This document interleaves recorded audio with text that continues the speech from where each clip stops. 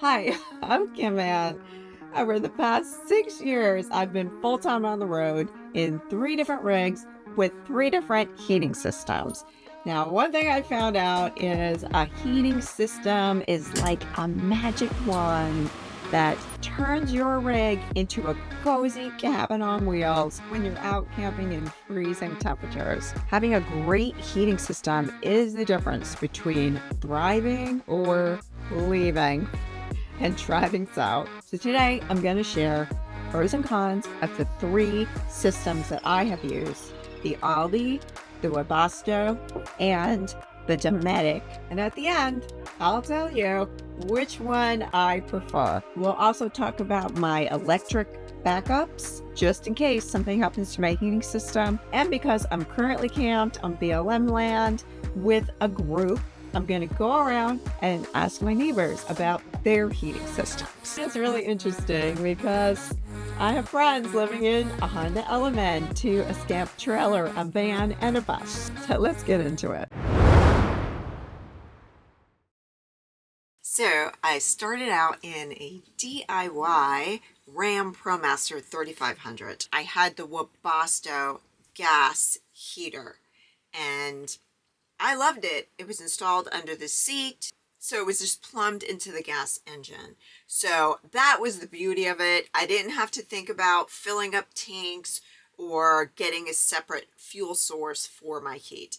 What I loved about the Webasto is it was so efficient.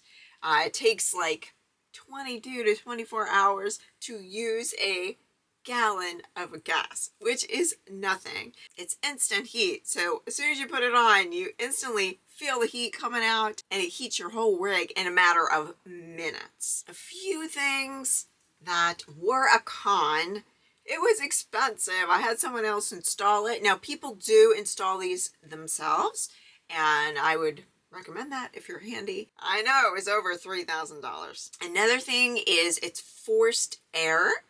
So it clicks on and off, and for me, I'm a late sleeper, so I was continually waking up every time it would click on. It has an exhaust pipe going outside of your rig so you don't die, but when you're outside of the rig, you can hear it clicking on and off, and you can smell the fuel.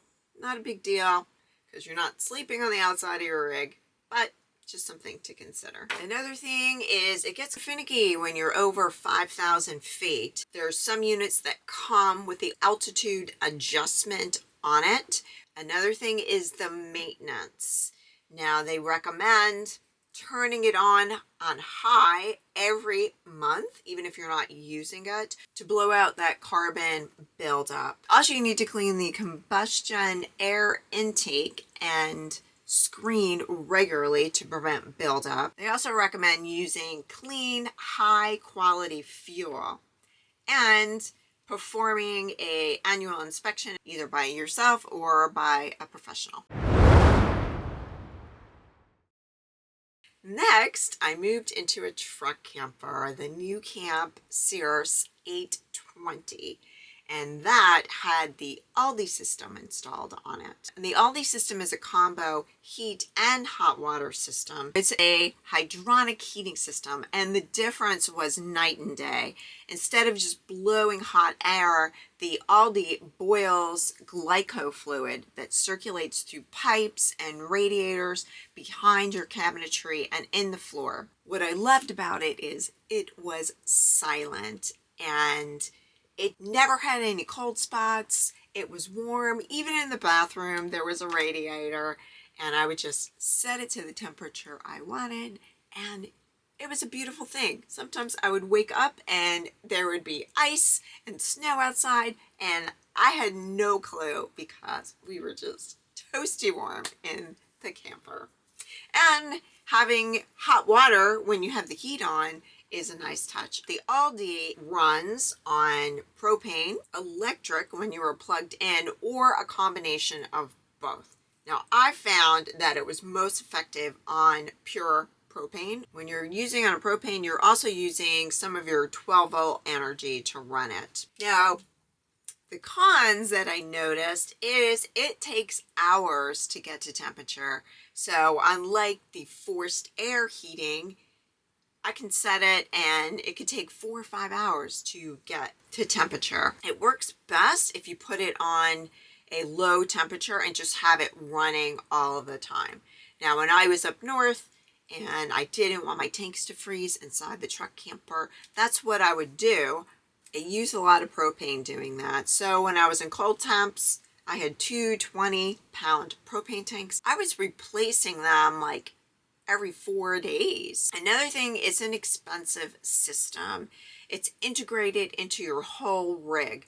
So it's not like anything that you can install yourself. It came with my camper. I'm sure there's a way, if you really wanted the system, that you could install it yourself, but it's complicated. You have to watch the glycol levels and replace the glycol when needed. One thing that was annoying is sometimes it would get an air bubble in there and I would have to troubleshoot how to get the air bubble out of there. You can tip your rig or you can bleed it out. But when it's cold and you're getting an error message, it was a pain. Also, it's expensive to repair. I had to get it repaired because I was off-roading, went over a big bump, my truck camper went boom boom, and all of the glycol spilled out into the truck bed, which I did not realize. Turned the heat on and I ended up frying the heating element. And that was about $1,500 to get repaired. So it's expensive. It's top of the line. It's the closest thing to a home heating system. Also the maintenance, you have to have it professionally maintained and the glycol changed out in a certain period of time. So that was expensive. I guess you can do it yourself if you're handy. I was not. I had someone else do it and it was pretty pricey. The next heating system I went to in my current cash truck camper is the Dometic forced air heater that runs on propane. So like the Webasto, it's forced air heating, so it's quick. But because propane burns cleaner than gasoline, these units require way less maintenance. You don't get that heavy buildup of soot that you do with the Webasto running on gas. The heat seems to also run cleaner, so I don't smell that gas smell outside of the rig like I did with the Webasto running. However, it runs strictly on propane, so you need to have propane, right? One thing I noticed is I use way less propane with the Dometic than I did with the Alde because it is instant heat, and because my rig is pretty small, it heats it up really quickly.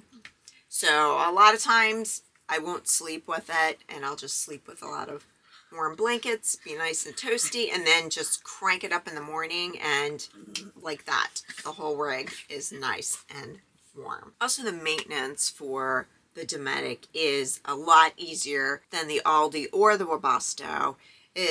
They do recommend periodically getting it checked by a professional, but it's basically checking the connections, maybe blowing out the circuit board, just making sure that there isn't dirt in there. It's a workhorse, it's virtually maintenance free, and it's also a cheaper alternative and easier to install as opposed to the Alde. One thing I want to talk about is condensation. Come here, honey. Come here. Come here, honey. Come on. Come here. Come here, honey. There you go. Now, the system that I've been using the most was the Alde, because I had that rig for 5 years, so I had the most experience with that. Now with the Alde, I did not notice any condensation in my rig, and I didn't really even think about it. Now going into my new camper, the cash camper, I was in the Pacific Northwest. It was rainy, just above freezing. I did notice a lot of condensation. So much condensation on the windows and the walls that I actually thought I had a leak in the cab over. Now, After doing research, I found out this is normal. With forced air heat, you are heating the rig and then it's cold outside. So naturally, there's going to be condensation formation.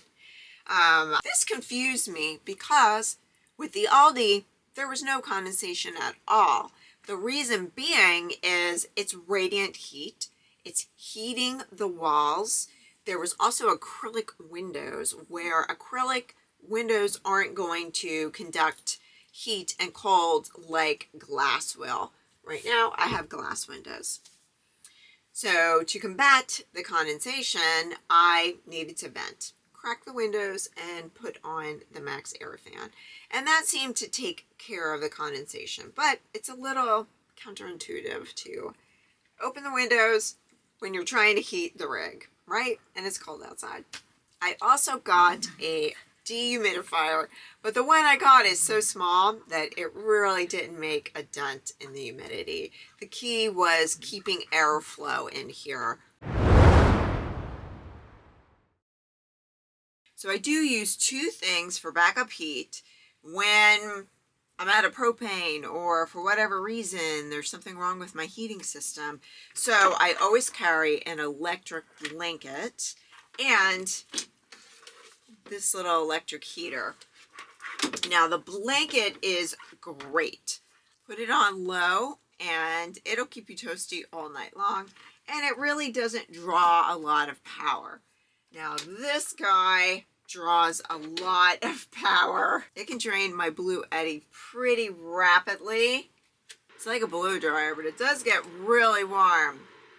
Now, I cannot run this all night. It takes a lot of energy, and you can even see on the BLUETTI how rapidly it is drawing down the energy. This is basically just to kind of take the chill off in the morning and then use something like this to keep you toasty all night long. Now I power this with my BLUETTI Elite 100 V2, which is my favorite power station. And I'm so excited to talk about today's sponsor, BLUETTI. They asked me to review their Charger 2, which is a DC to DC charger. They made some updates to the Charger 1. I have Jim here to help me get it installed and working. Hello, just installing the BLUETTI onto this Ford F-250. It is a pretty straightforward install, and I will show you how to install it and bring it into the vehicle, and everything will work just the way it's designed. Okay, if you guys saw my last video, I installed this myself and I thought I did it wrong because the unit wouldn't go out of standby mode. Now watching Jim work, I realized he was doing the same thing I was doing, with the exception of drilling a hole into the firewall to get the cord inside the cab. At the end, I'll show you what I was doing wrong. That's what you get for not reading all of the directions. Now it's designed to work with the BLUETTI power stations, but it also works with 95% of power stations out there. It handles 12 volt and 24 volt DC output. It charges fast with just the alternator charging, but you can also connect it to your solar panels to have super fast charging, up to 1200 watts of charging power. It also has smart power management with an automatic on and off feature. It knows when the truck's running, so I don't have to worry about accidentally draining my starter battery and getting stranded. And actually, speaking of getting stranded, this might be my favorite feature. It has advanced reverse charging, which means if my truck battery ever dies in the middle of nowhere, I can use my power station to jumpstart the truck. That's huge for solo travel. It's charging! And this is charging. 215 watts. Very cool.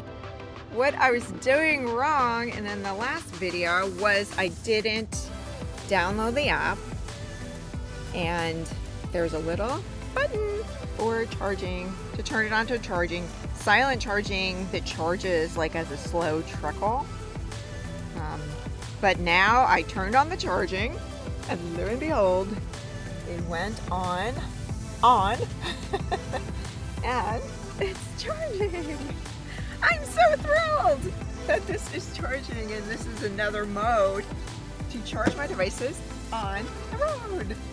I'm excited. Now, if you're interested in the BLUETTI Charger 2, check out the link in the description below. There's also a discount code. You won't be disappointed. This is an awesome piece of equipment. This is Jenny. This is her home, a Honda Element. You can see the inside of it, so you can just see the basic land of the Honda Element. So I don't have any heat that heats the whole, I mean, if the car's running, obviously I can run the heat, but when you're camped out in the desert or something or wherever, I don't have any other heat source, like a heater or propane or anything like that. So I have, these are hand warmers, USB charged hand warmers. They heat up pretty quickly. I have a really good sleeping bag. I think it's rated down to 0. That was another primary thing. I made sure I had a good sleeping bag because there's no heat in there. And I put these in my sleeping bag actually, like one at my feet and one with my hands. And when they're inside the sleeping bag, you get a toasty little heaven. It's really nice. They last all night too. I also use hand warmers, and again, the same thing. You can, just even one of the hand ones, it's 10 hours, and I will activate them, and then I also put those in my sleeping bag. And again, it creates this, like, your sleeping bag will turn into a little toaster. This is just a 12-volt blanket, heated blanket. It's like Westinghouse. I got it. It was probably like maybe $25, $30. There's a lot of places that make them. And I plug it into my power bank, and it turns on here, and it's got several settings, and man, it gets toasty. I usually run it for like an hour before I go to bed. So it's on top of my sleeping bag. Okay. And then, yeah, it heats. Oh man, it is pretty powerful. I love this. And that's it. That's the entirety of my heating system out here. I'll sleep like that in like 28, 29 degrees I've done. That's enough to keep me warm at night. Of course, waking up to a very cold vehicle is not the best fun in the world, but it's totally functional in that sense. Great. I'm absolutely warm at night, so.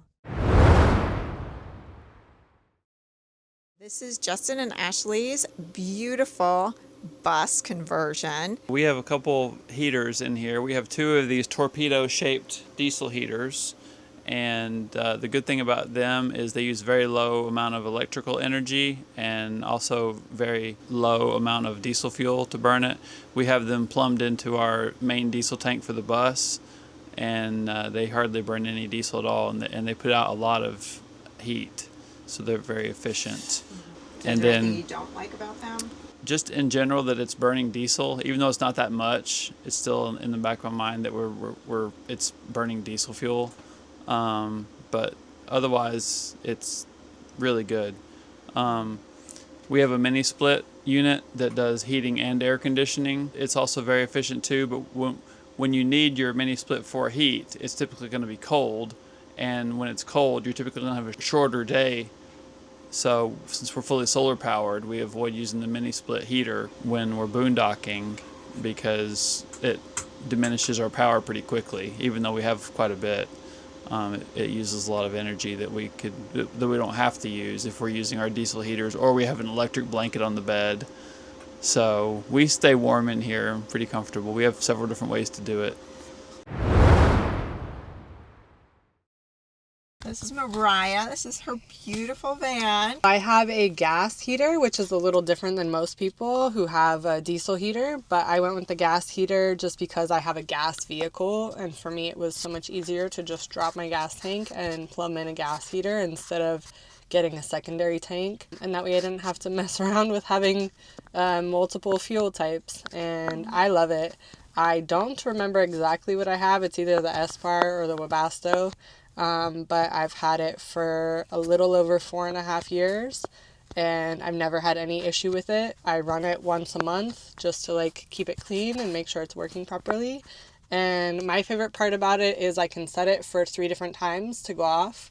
So I normally set it for like midnight, 3 a.m. and 6 a.m. So it just goes off automatically. I don't even have to think about it. And yeah, it keeps my whole home really, really nice and cozy. So I insulated pretty well, but it is a beautiful thing to be able to have a heater when you want a heater. Yeah. So is there anything you don't like about it? Maybe the price, because the diesel heaters are so much more common, it makes sense that they're significantly cheaper. But because I did spend so much money on it, I know I got something that's good quality, and it has lasted me the 4.5 years with 0 issues and like no maintenance besides just running it once a month. And a lot of my friends have replaced their crappy diesel heaters on an annual basis. So even though I paid more up front, I probably have saved over the course of the life of the heater, and I absolutely love it. So I just have a little wall mount up here, and this is a tiny little thing that I can program, and I can change the time zones when I'm crossing different time zones, and I just like hit the button and it turns on, and it's just like that easy. So you can set the time, you can set the temperature, you can set the hour you want it to go off at, or you can just press the button and it turns on automatically. So I love everything about it. I would totally buy it again. This is David. He travels in a Scamp. David, can you tell us what you use for heat? Hi. Well, I use the Mr. Buddy, which is down here. I've traveled with a variety of things. Currently, this is my favorite piece of equipment. The Olympian Wave 3 was what I started with, and I found it was a little too finicky. It got dust in it a little too easy. It just wasn't, it didn't fit my needs in the end. This one tends to be a lot more versatile. I can hook it up either with a 20-pound tank, and if you look down here, you can see that I've got hose hookups for both the Wave 3 and for the Mr. Buddy. And I just leave the Wave 3 at home now. But it's flexible in that I can hook it up to a 20-pound tank. And then when I want to go out, maybe in somebody's tent or sit outside, I can switch to a fuel keg. Now you could also use the green canisters, but I tend to use the refillable ones. And so I just screw this in, and I get anywhere from 2.5 to 5.5 hours, depending on whether the setting is low or high. So it gives me versatility, and it gives me what I consider safety. If I accidentally trip on it, kick it, it'll shut down. If the air has too much carbon monoxide in it, it'll shut down. And it allows me to feel somewhat safe in the trailer. I keep the trailer vented, and I don't sleep with it on. I never do. But otherwise, I find the comparison between this and the Wave 3 to be quite comparable. The Wave 3 is slightly more efficient, but this is kind of bomb-proof. It just keeps running and running and running, and no problems. So, Is there anything you don't like about it? so far, no. Okay. No, I hear it uses a little bit more gas, but not much. So have you had any problem with condensation with the Mr. Buddy? Sure, everybody does when they're heating with propane. It tends to happen more when it's been on for a long time. Even when it's vented, we'll get a little bit of condensation on the inside, particularly if it's really cold on the outside. But I just keep it vented and it's fine. Okay. Thank you. Mm-hmm. So if you can see, talking to the community, heating doesn't have to be complicated. You can do something like David did with the little space heater, or even I love Jenny's recommendation for those USB hand warmers. It doesn't really have to be expensive, but having a whole system in your rig, which is very luxurious and convenient, and I love it. If I was building a rig today and I was to choose what system I would want, out of those 3, I would say the Alde. Even though the Alde was the most expensive. It was so nice having silent heating. I love that heating system. Now it has its downside. It's expensive. It has more maintenance, but there are no cold spots. I can sleep with it. I'm not being waken up by a blower in the middle of the night. It provides hot water also, which was so nice in the wintertime. There's just instant hot water there. Now, one system I did not talk about was the Truma Combi. I hear really good things about that from people. So if you guys have experience with that, you can leave it in the comments. And then also tell me what heating system you use or you prefer.